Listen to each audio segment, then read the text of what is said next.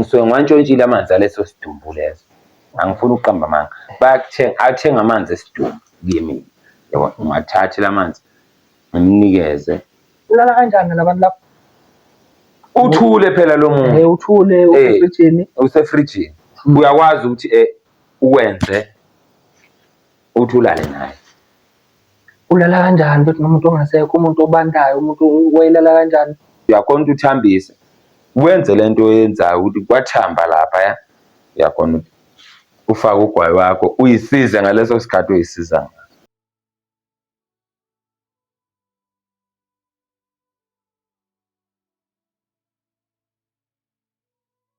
Nginibingelele mphile nginamukele babukeli beRumomonga TV. Seyimlona uZethoka Ncube njengoba niyazi kulo uhlelo luli Untold Stories ngaphansi kwa i-channel lesikuyo iRumomonga TV. Sesiphinde sabuya babukeli.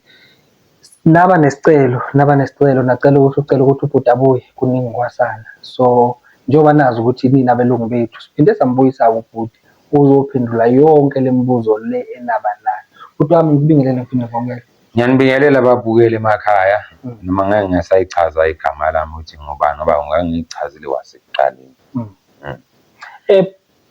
Futhi ababukeli bacelile ukuthi sicela ukuthi siphinde sibe nawe ukuzophendula kanje eminye imibuzo njengoba siyazi ukuthi kulabo abangazi ubhuti beyasebenza emoshali. Ikhona ividiyo yethu sike sayenza upart 1 umuntu engahamba eyibuka. Ungakhohlwa ukusubscribe njalo bafethu, ungakhohlwa ukusubscribe. Futhi wami bengicela nje singene odabeni singalokho siyale. Siqale endabeni yamanzi, abantu balokhu nje babuza ngendaba yamanzi. Kahle kahle amanzi ugcina ngokwanika amalungu omndeni. Mana ke mfowethu. Alibuza amanzi awani. Amanzi ey'dumbu lawa enikeza ngawo iy'dumbu. Okay. So abantu babuza ukuthi ngoba kulokhu awuveza ukuthi unika ilunga lomndeni elisuke licebile. Bathi ngempela wena lawo manzi lawo akekho nomunye umuntu omnikayo ngaphandle kwelunga lomndeni njengoba usho. Ithi ngiveze nje iqiniso. Ilunga lomndeni yalinika khona abantu abaqhamuka eceleni. Abantu abakanjani? Njengey'nyanga. Njengey'nyanga mhlambe isangoma ubone alabantu abasebenza ngabantu. Khona umuntu oqhamuka eceleni ngithi mina ngiyathatha lamanzi ngimnikeze kodwa manje shuthi lento lena iba imfihlo mina. Okay. Iba imfihlo kimi ngokuthi manje ngiyathatha lamanzi ngimnikeze. Angazi ukuthi ngizo-maintain kanjani ukuthi ngimnika kanjani ngoba yena ngiyamnikeza amanzi kodwa ngisuke ngiwantshontshile amanzi aleso sidumbu leso. Yabona. Okay mfethu ngiyakuzwa mfethu ngoba ushilo wathi cha ucela ukukhuluma iqiniso. Okay bhuti.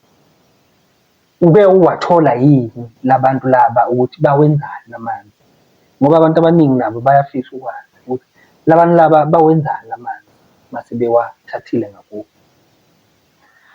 Ngeke ngazi iqiniso ukuthi mhlambe wathatha kanjani kodwa mina bayawathenga kimi ngiyabanikeza. Anginikeze leyo mali leyo 500 rand engiyiphuzela ngayo kwasekuqaleni. Ngiyayiphuzela. Uyangazi ukuthi le nyanga or isangoma or bani uyathatha lamanzi. Angiwazi ukuthi uwenzani angazi. Okay but ukuthi sithola into eziningi la kuma comment baveza indaba ukuthi kungenzeka ukuthi lamathunzi lawa ngoba elokhu ehleli phekwakho phekwempilo yakho ngoba ukwaveza ukuthi akusukuthi awuzamanga ukuthusela amathunzi kwageza ukwazama ukuhamba abantu bageza abantu izinto zakho kwangathi ziba right. Kodwa manje ngokuthi usaqhubeka usebenza kuwo lo msebenzi yabuya futhi le angazi noma kunjalo. Kunjalo impela mfethu. So abantu bathi lana enkundleni bathi abantu into engaba imbangela yalokho ukuthi lezi zinto lezi lokho ezikulandela labantu labo lokhu babona ebusuku yilabantu laba balamanzi lawo owadayisi. Angeke kuningi okwenzakalayo lapha. Kuningi okwenzakalayo ngoba uqala umuntu oshonile umuntu yabona umuntu oshonile umuntu unesibongo sakhe nami nginesibongo sami. Mina ngiyasebenza, ngisebenza ngabantu abashoni, yabona. Manje nangabe ngale ndlela le obuza ngayo mfethu ukuthi kufanele ngiyenzile lento, ngiyayenza futhi namanje, angiphiki. Kodwa manje umuntu engimthatha as othenga lezi zinto kimi ngoba bayakuthenga, angifuni ukuqamba amanga, bayakuthenga, athenga amanzi esidumbu kimi, yabo. Ungathatha lamanzi ngimnikeze, angimazi ukuthi uyowenzani yena emndenini wakhe, angikwazi lokho ukuthi uyokwenza, kodwa mina ngisebenza ngaleyo ndlela leyo, yabo. Okay mfethu, ngiyakuzwa. Ngicela nje siphinde sithathe omunye umbuzo. Ukhona omunye ovezile wathi sitholile indlela owangena ngayo, wangena umuntu owusiza nje ngamathende emngcwabeni, kube kuyitulo nani nani, kwaya isikhathi kwagcina manje angazi noma ngizothi kwaba yi-promotion noma kwenzakalani, kwagcina manje sekumele uyosebenza ngale emakhazini. Omunye ubuzile uthi kwenzakalani ngalo wayesebenza khona ukuze kususwe wena ngapha usuyofakwa ngapha emakhazini? Ayi, lo muntu lana wenze inkinga, mina ngoba ngazi mhlambe kwaba inkinga lento ayenza, nangizwa ngaxoxela ukuthi wenzani ukuze mina, ngoba mina wasekuqaleni ngangichazile ukuthi ngithatha, mina bengiqashwe umuntu wangapha eceleni, wangiqasha ngibambela ngagcina ngisebenza. Lo muntu lona walokhu nje waganga ngey'dumbu zamantombazane. Kangandlelani mfethu ngey'dumbu zamantombazane? Ayi, nangizwa ngathi sengitshelwa enye ikholegi yami, le kholegi engathi ubekwazi ukuthi asithambise isibumbu, ngiyaxolisa ukusho kanjalo, afake amanzi ashisayo, le inkomo ithambe, bese kwazi ukuthi afake lapha. Mana mfethu, mana ngicela nje ukuzwa kahle mfethu, nombukela ekhaya ezocaciseleka. Kanti uthini? Uthi lo muntu lo wangena esikhaleni sakhe ngoba wena uzongena, ebelala nabantu besifazane abangasekho. Nomkamuntu lo muntu uyalala naye, umkamuntu, umakoti womuntu uyalala. Ngicela uphinde mfethu usivezele, ulala kanjani nabantu lapho? Uthule phela lo muntu, uthule, usefrijini. Usefrijini, uyakwazi ukuthi uwenze uthi ulale naye. Ulala kanjani mfethu nomuntu ongasekho, umuntu obandayo, umuntu wayelala kanjani? Angazi ngizokuthi angisho ukuthi yimi. Ngiyakuzwa. Kodwa manje nabe ngitshena bathi bekhona ukuthi athi phela isidumbu into eqinile, isidumbu into eqinile nje, eqinile. Kodwa manje uyakhona ukuthi nawufaka amanzi ashisayo, like unamvala umlomo, amanzi ashisayo, wabona, uvala nabesho, ake ngisho mina, nabesho uyakhona ukuthi uthambise, wenze lento oyenzayo ukuthi kwathamba lapha, uyakhona ukuthi ufake ugwayi wakho uyisize ngaleso sikhathi uyisiza ngayo, yabona. Lo muntu engimina ngingena espacini sakhe, yabona. Nawe inkinga yami ukuthi ngiqashwe ngaleyo ndlela leyo muntu, kunomuntu kade elala ney'dumbu. Okay mfethu, seselapho ubanjwa kanjani lo muntu? Ubanjwa kanjani ukuthi manje yena ulala nabo labantu abangasekho emhlabeni? Futhi bakuthole ngelunga lomndeni omunye ukuthi angithi omama lapha emoshali bayamgeza njengathi nje amadoda nathi siyagezana, namadoda amadoda agezana nabafazi bayagezana. Lapha nakwenzakalani nabechaza shuthi sebebona sebesekhaya, yabona, sibona sebesekhaya ukuthi hayi man, kuna something ephuma kulo muntu, yabona, enkomeni kuna something ephuma kulo muntu enkomeni, yabona, uthi hayi man, yini lena hayi nakusesiswa kahle bebheka ukuthi hayi no yabona mama ulale nomuntu khona umuntu owenze something la yabona nabebuyele emotional akasekho ubhuti lo engena espacini sakhe akasekho yabo sekuyabuzakala ukuthi hayi man kwenzeke so right yena usengcwatshile kodwa manje kuna something abayibonile yini leyana ekade iphuma la kumama yabona umama sekhaya yini la iphuma and nabesesha nasebengitshena mina la enkomeni kwakade uthambile yabona shoot phela isidumbu into eqinile la enkomeni kodwa manje bekuthambile yabona kuthambile khona something mhlambe eyenzeka or nabo labefunda babona hayi kuna something eyenzakala yabona so lento ephumayo yini le ephumayo lapho isidoda sendoda ama-sperms endoda ngisho kanjalo ngiyakuzwa ama-sperms endoda la aphumayo uthi lento ephuma lapha isidoda ya isidoda lesiya salomfo ngisho ngani noma wayekhanda ingane lo muntu ukhanda ingane nomuntu ofile kodwa usungayikhanda kanjani ingane nomuntu ongasekho emhlabeni mana-ke mfowethu angazi ukuthi mina ngingakuchaza kanjani le nto le ngoba anginayisho mina ngikwenzile ngiyasebenza kodwa ngikaze ngilale nabantu abashumi. Okay, kwenzakalani ngalo mfo ngoba uthi akasatholakalanga isigcino kwaphelaphi lelo daba lolu? Waboshwa lo muntu. Waboshwa lo muntu. Waboshwa kodwa manje uboshwa ubufakazi abukho. Sebugqitshiwe. Bugqitshiwe ubufakazi. Abukho ubufakazi. Ifanele kanjani ke makuyinto kanjalo? Mina mfuthu. Manje umndeni uzovuma ukuthi agujwe, abanye ngeke bavume ukuthi agujwe. Kodwa nje loya muntu akazange agujwe. Lo umenzi wokubi. Umenzi wokubi wagcina esejele. Namanje usejele. Kodwa manje futhi okungazeki ubufakazi. Ubufakazi abukho 100% ubufakazi. Ukuphi lo muntu? Ngoba usejele kodwa yena wayenza ngoba naye wavuma ukuthi uyenzile. Ukhona omunye kuyimibuzo lesinayo mfethu ngoba phela namhlanje siphendula imibuzo. Khona omunye othi yena wasebenza u3 weeks. Hayi emva lapha akabuyelanga. Uthi yena into eyenzeka kuye njengoba sasikhulumile ngokuvuka komuntu ukuthi wenziwa njani. Uthi wavuka umuntu.